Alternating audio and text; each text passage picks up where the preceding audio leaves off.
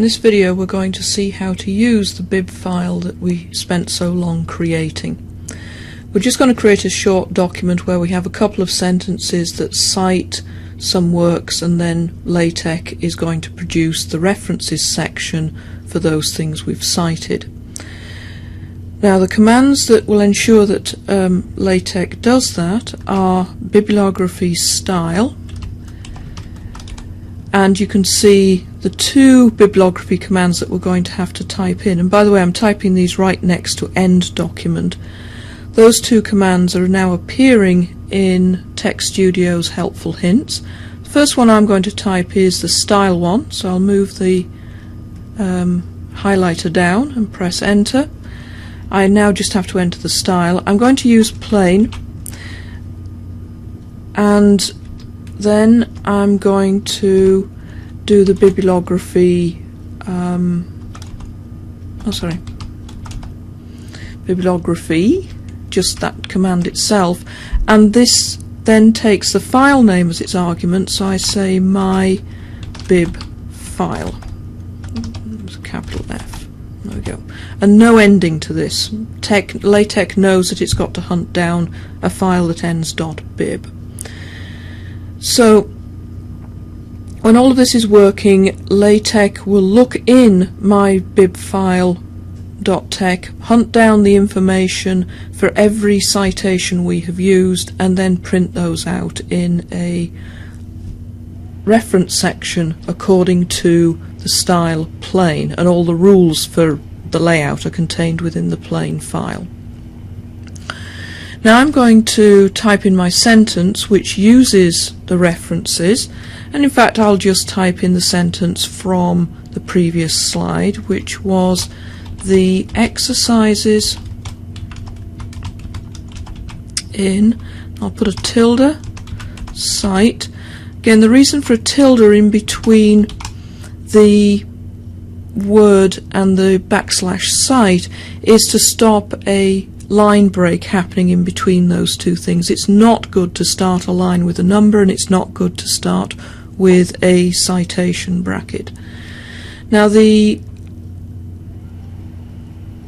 key word that I need here is origami book,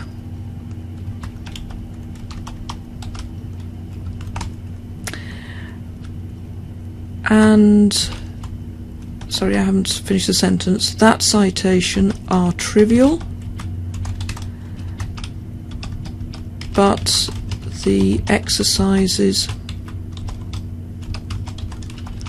in tilde cite, and then it's Stuart,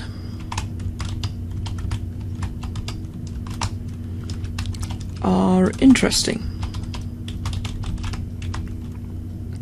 And that's my file.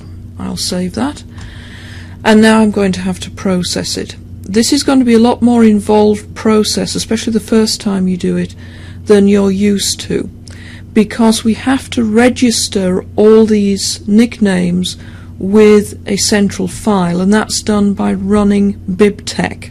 So that's a separate program from LaTeX, so we have to run that.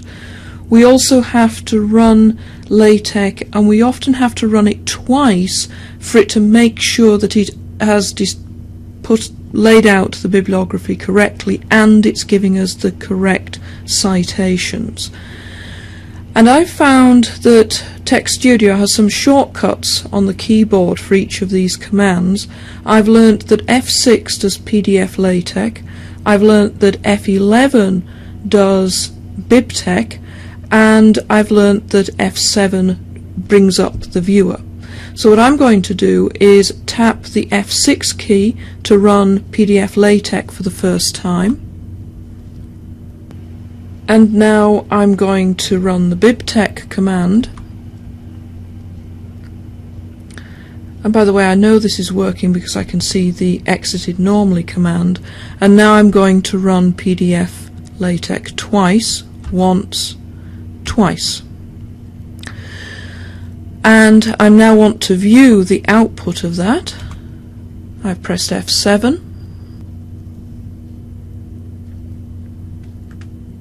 and if I scroll up we can see A splendid looking output we have here. Here's the sentence that we wrote, and here are the two references displayed wonderfully like that.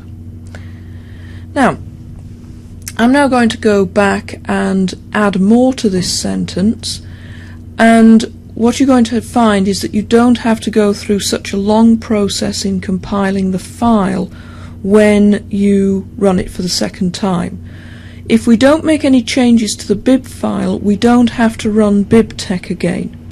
But we do occasionally have to run PDF-LaTeX twice, just to make sure everything's up to date. So it's a good habit to get into to run PDF-LaTeX twice whenever you're dealing with a reference section. So I'll go back to the main file and type in a follow-on sentence.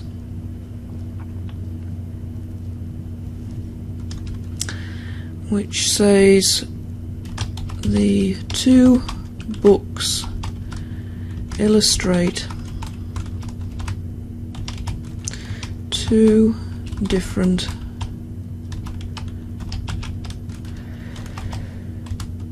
pedagogical approaches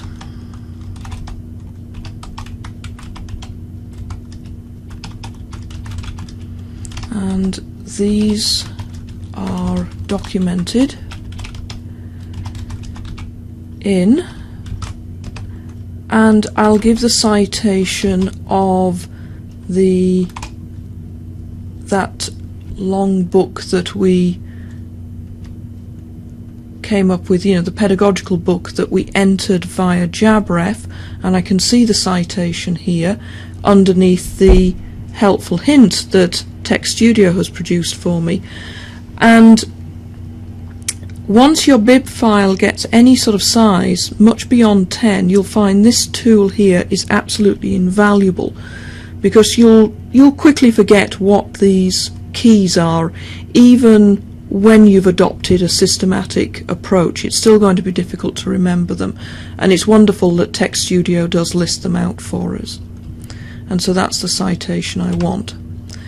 So as I said, I need to save, and I now should run PDF-LaTeX twice, but I don't need to run BiBTeX again because I haven't touched the bib file. So F6, that's exited normally, and again it's exited normally, and now F7. And this is utterly splendid. Notice that what has happened is that the references have been put down in alphabetical order, that the extra citation I made has appeared in the references. So now the references consist of exactly the items I wanted to cite in the paper, and with them being listed alphabetically, the numbering has changed, whereas to begin with I had 1 and 2 appearing in the first sentence because there was only 2 citations. 2 is now taken up with the new citation because of alphabetical ordering, and so that number has changed from a 2 to a 3, and the 2 has been correctly entered as the very last citation I gave.